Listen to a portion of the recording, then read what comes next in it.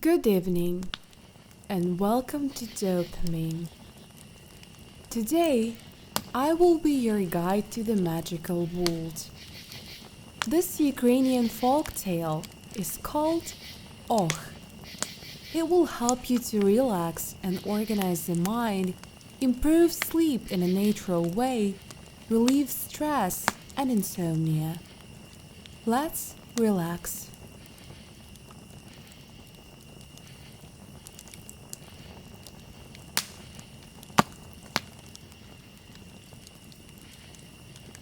Get comfortable. Close your eyes.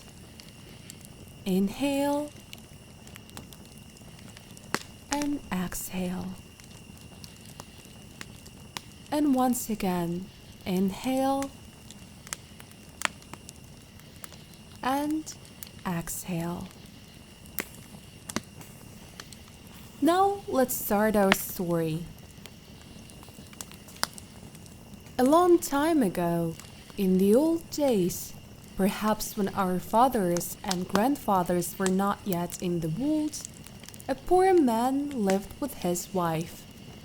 They had one son, but such a lazy one. Doesn't do anything, only sits on the stove. If his mother gives him something to eat on the stove, he will eat. But if she doesn't give it, he will sit there hungry and won't lift a finger. Father and mother suffer and mourn. What are we to do with your son? You are our grief. After all, children help their fathers, and you only eat our bread. They grieved. The old woman said, "What do you think, old man? The son has already reached the age, but he doesn't know how to do anything. You would give him somewhere to study or to work. Maybe strangers will teach him something." His father sent him to work. He stayed there for 3 days and ran away. He climbed onto the stove and sits again. His father beat him up and gave him to a tailor, so he ran away from there. They gave him to the blacksmith and the shoemaker. It was of little use. He would come running again into the stove. What to do? "Well," says the old man, "I'll take you to another kingdom. You won't run away from there." They go, whether for a long time, whether for a short time. They went into a dark, dense forest. Tired, they see a burned stump. The old man sat down on a stump and said, "Oh, how tired I am." He just said. Suddenly, out of nowhere, a little old man, all wrinkled himself, and a green beard knee-deep.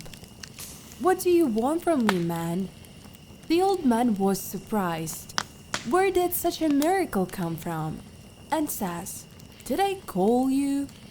"How did you not call? Sat on a stump, and you say, 'Och.'" "Yes, I got tired and said, 'Och.' And who are you?" "I am the forest king, Och." "Where are you going?" "I'm going to give my son to work or to study. Maybe good people will teach him the mind.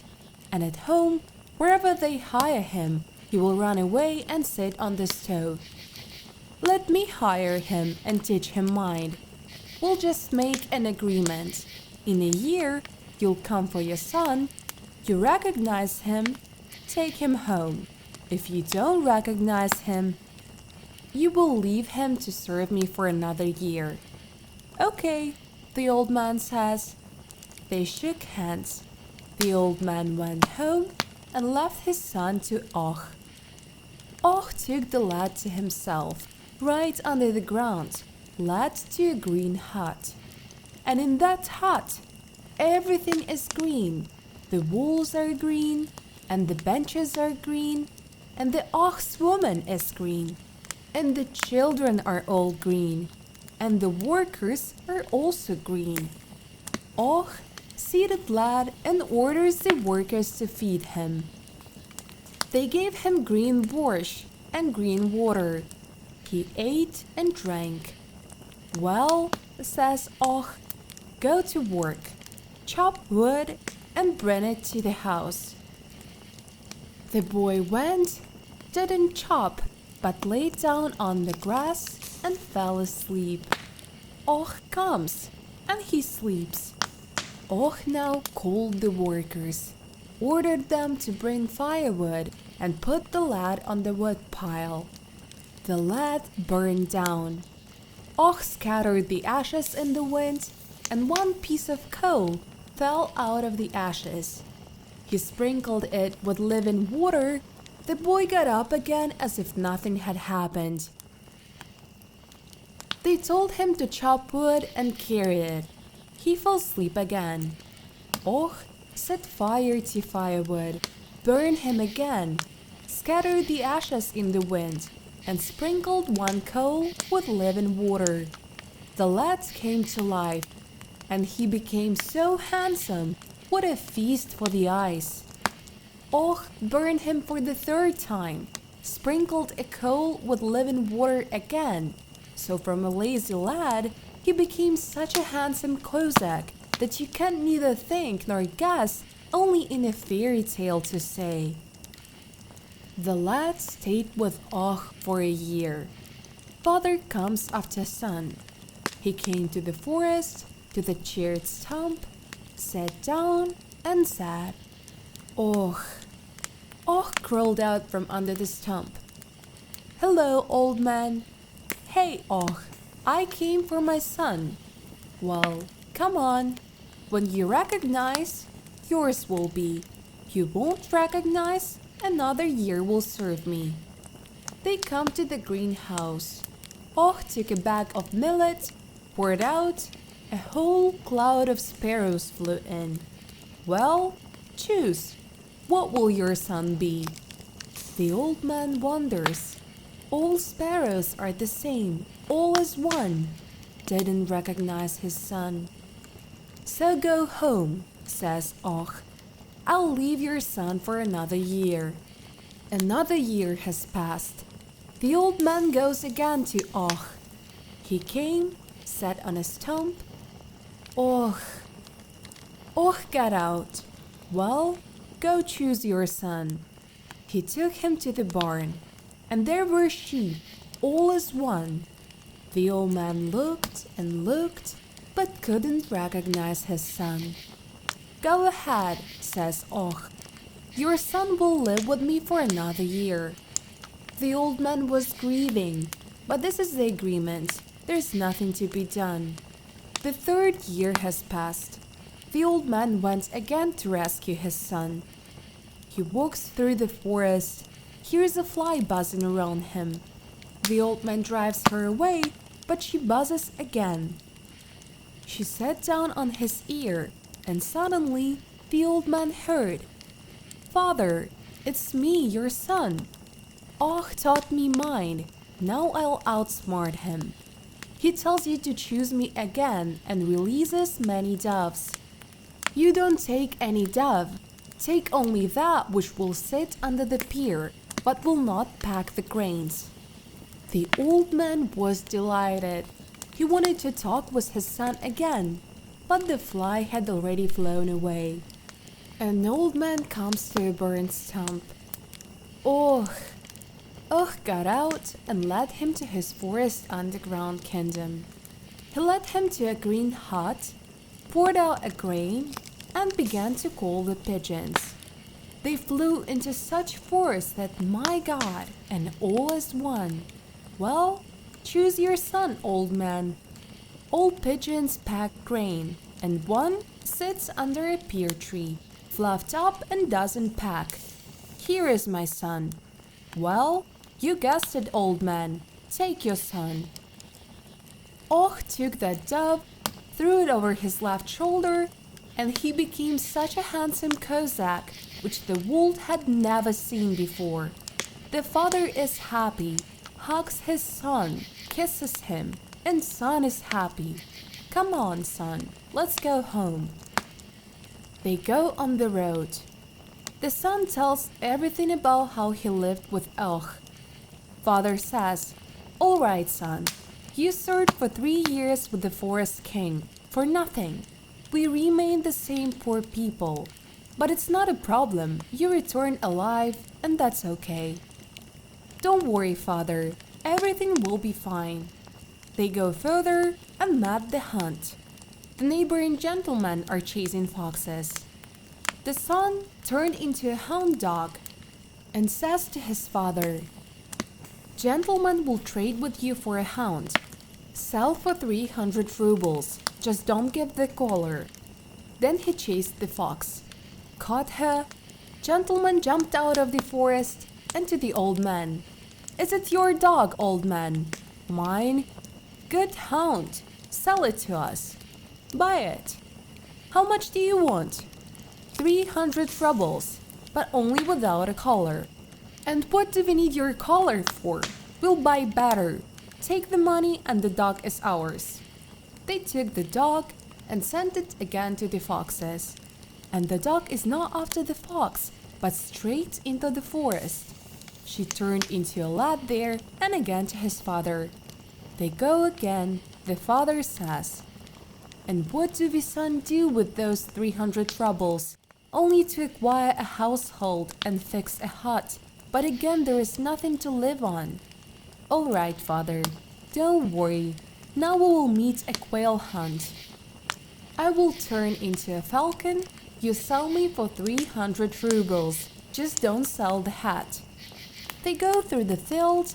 The hunters run into them. They saw an old falcon. "Sell us your falcon, old man." "Buy it." "How much do you want for it?" 300 rubles. I'll give the falcon, but without the hat." "Hey, what do we need your hat for? We'll make him a better one." They shook hands. The old man received 300 rubles and went on. The huntress let that falcon go after the quails, and he went straight into the forest. He hit the ground, again became a lad, caught up with his father. "Well, now we'll get some life," says the old man. "Wait, father, there will be more. As we drive past the fair, I will turn into a horse, and you sell me. They will give you 1,000 rubles. Just keep the bridle." Here they come to the fair. The son turned into a horse, such a dashing horse. The old man pulls him by the bridle, beats the ground with his hoofs. There are many merchants here, want to buy a horse from the old man. 1,000 rubles without a bridle, says the old man, so I'll give. Why do we need your bridle? We will buy him a gilded one, say the merchants. They give 500, but the old man stubborn, doesn't give. Suddenly, a crooked gypsy approaches him. How much do you men want for a horse? 1,000 without a bridle. Huh, expensive, father. Take 500 with the bridle. No, never, says the old man. Well, take 600. As that gypsy began to bargain, so the old man can't leave. Well, take father 1,000, only with a bridle. No, my bridle. Good man, where is it seen that a horse was sold without a bridle, and how to pass it from hand to hand? As you wish, my bridle. Well, father, I'll throw you another 5 rubles. Give me a horse. Old man thought. A bridle costs only 3 times, but a gypsy gives 5 rubles. He took and gave him a horse. They shook hands. Old man went home, and the gypsy jumped on his horse. But it was not a gypsy, but Och. He outsmarted the boy. The horse rushed like an arrow, higher than a tree, lower than a cloud, and kicks everything with its feet, strives to throw off Och, but it couldn't happen. So they arrived in the forest, in the underworld. Och entered the hut and tied the horse at the porch. Caught the damned son, says Och to his wife. In the evening, take him to the watering place. In the evening, the woman led the horse to the river. It began to drink water, but tries to get deeper and deeper into the water. Woman is behind him, screaming, cursing, but he's getting deeper and deeper. He twitched his head. She released the bridle. The horse rushed into the water and turned into a perch. Woman screamed. Och ran out without hesitation, turned into a pike, and started chasing the perch. Perch, perch, good fellow, turn your head to me, we'll chat with you. And perch in response, if you godfather want to talk, speak, I can already hear you. The pike chased the perch for a long time, it couldn't catch it, and perch began to get tired. Suddenly, he saw a bathhouse on the shore, and at this time, the Tsar's daughter went to the bath to bathe. Here the perch jumped ashore, turned into a ring in a gold frame, and rolled up to the princess at her feet. The princess saw it. Oh, good ring! Took it and put it on her finger. She ran home and boasted, what a beautiful ring I found! The king was delighted. And Och saw that the perch turned into a ring, immediately turned into a merchant and went to the king. Hello, your majesty, I came to you for business. Tell your daughter to give me my ring. I took it for my king, but dropped it into the water and she picked it up. The king ordered to call the princess. Give daughter a ring, now the owner was found.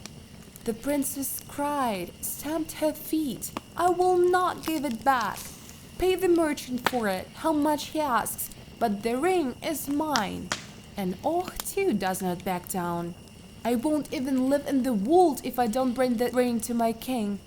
The king says again, give it back, daughter, otherwise a person will have misfortune because of us. Well, if that's the case, says the princess, let it be neither for you nor for me, and threw the ring on the ground.